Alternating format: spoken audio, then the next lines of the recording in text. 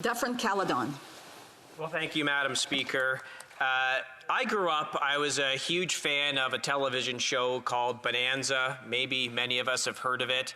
Fantastic show. But I can tell you what I'm not a fan of. I'm not a fan of the spending bonanza that's gone on here in Ottawa over the last 2 years.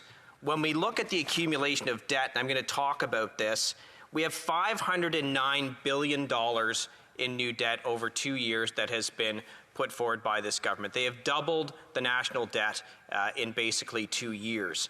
Now, despite doing that, there are glaring gaps in the needs for Canadians. And I want to talk about some of those needs that have been basically ignored by this government despite the spending bonanza. So the first thing I want to talk about is broadband, and this is a massive issue in my riding of Dufferin-Caledon. There isn't a week that goes by that I don't receive a phone call or an email from people in my riding decrying their lack of access to affordable, high-speed internet. And in fact, just the other day, on April 30th, I received an email from Andrew, and I think the members from the Liberal government should hear this email because it's heartbreaking. He said, "Dear Kyle, I'm writing today for the urgency of us receiving affordable internet in the very near future. I've been out of work since February of 2020. My daughter has been forced to homeschool. I'm unable to find a job that does not require me to work from home. I use my cell phone data plan and my wife's just to try and look for work. Having no internet in this day and age with Corona is literally crippling myself and my ability to provide for my family."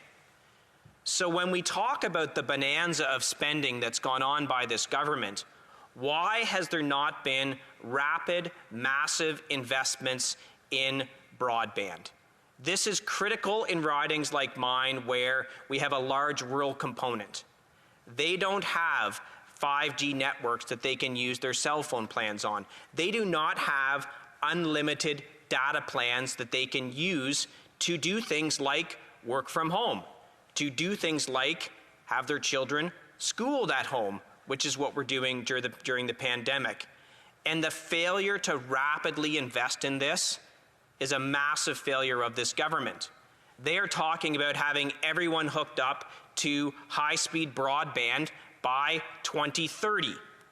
Well, I became a lawyer because I'm not good at math. But my math tells me that's about 9 years from now, and that is not going to be good enough for Andrew, and it's not going to be good enough for the huge bunch of Canadians that don't have affordable high-speed internet, and it's a shame on this government that they haven't fixed it, especially given the pandemic.